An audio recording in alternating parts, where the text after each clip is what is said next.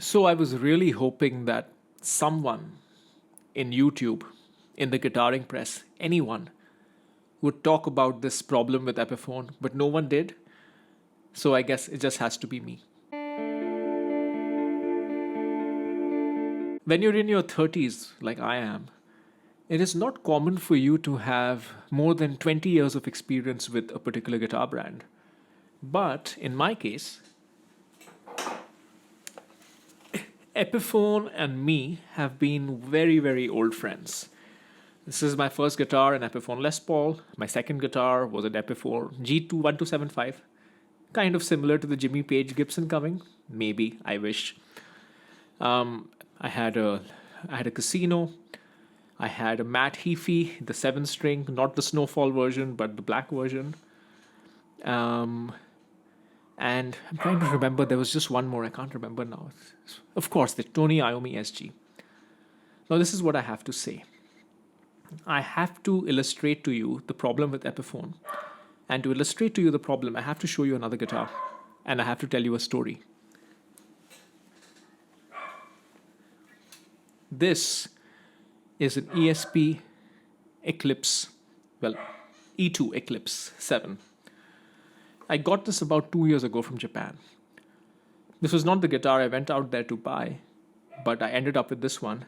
And in that story is the essence of the problem with Epiphone, which, as far as I can see, has been consistent for the last 20 years. I was so excited when they announced the Matt Heafy 7-string Les Paul with the 25.5-inch scale. You know, the ones they had one based off his Les Paul Custom. There was one in black, there was one in white. You couldn't get them in Singapore because there was an issue with the Gibson dealer. We no longer have a Gibson or Epiphone dealer in Singapore. So it was going to be my business trip to Japan where I finally was to get my hands on one of them. So I went to the shop and I got my hands on one of them. And, sometimes you face the same thing again and again, and yet you hope for something different. I really was hoping that this particular Epiphone would feel different from what my previous Epiphones were, and I'll tell you why.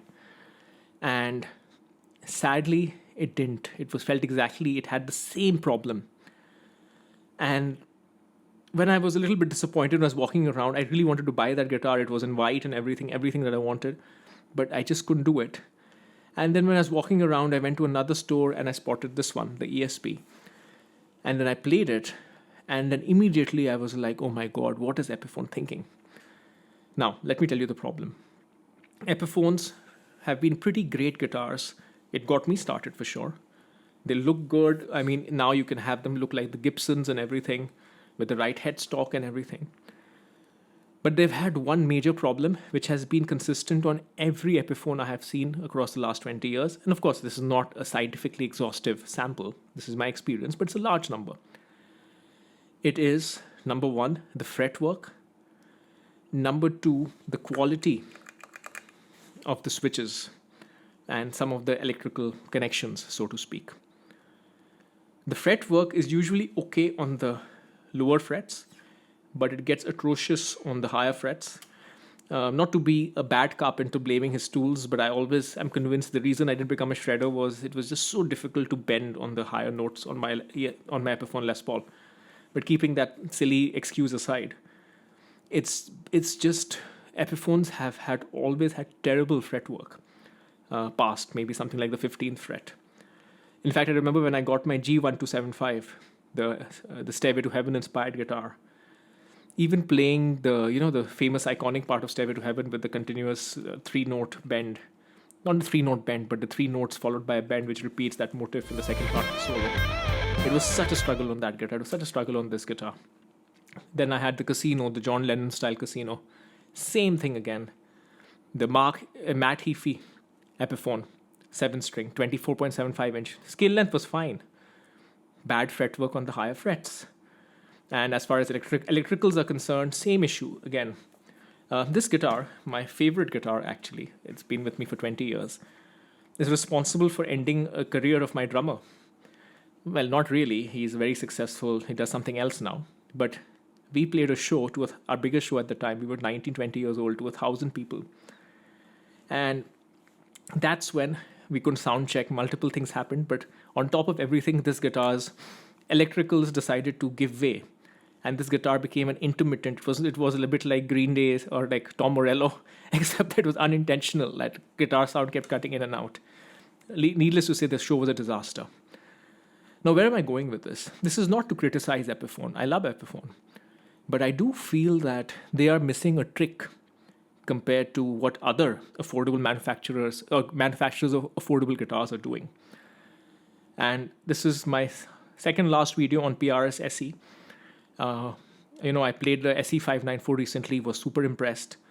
Now I was super impressed by the price point that they're getting the same quality too with the CE24 SE satin standard, getting it to a $500 price point. And those guitars, the PRS SEs, are not compromises. Of course, they don't have the fancy materials and all of that. But functionally, the fretwork is amazing. The electricals are more than good enough. They don't just fail.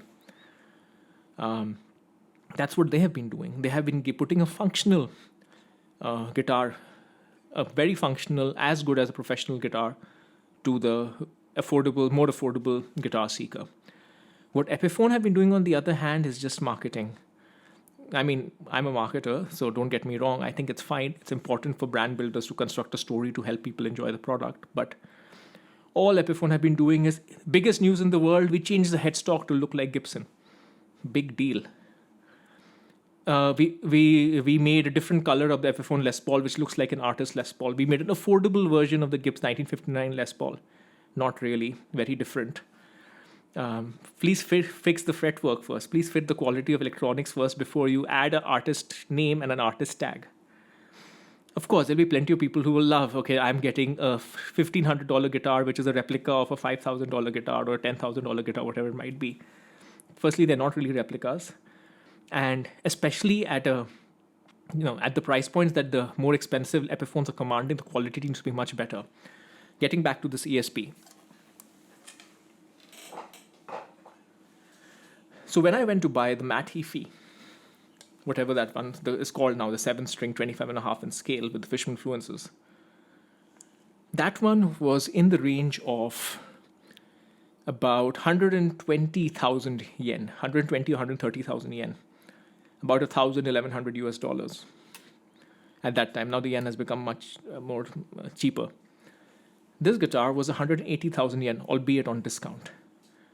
And when I picked up this guitar and I compared it to that Matt Heafy Les Paul, they were not on the same zip code. They were not on the same planet. Flawless fretwork. Of course, this is made in Japan. This is technically comparable or better than a Gibson USA, but nonetheless, the pricing is what we're talking about. Epiphones are starting to knock on the doors of more premium pricing. And this guitar feels like an expensive guitar. You can play a Gibson custom shop and you'll be fine. That Epiphone just felt like a cheap guitar. Less than optimal fretwork, switches that I didn't feel too much confidence in. This one is much better. And I was like, how can these two guitars be so similarly priced? I get it, this is the ESP on discount, that is an Epiphone that is expensive, and a brand new one, no discount. But still, it was the no-brainer.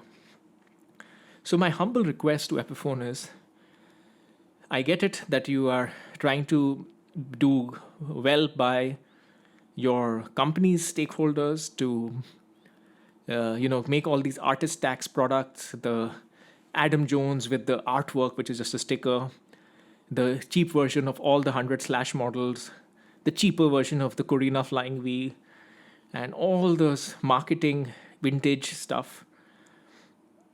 What are you targeting, right? I think with more affordable guitars, you should be targeting newer players, you should be targeting a different generation.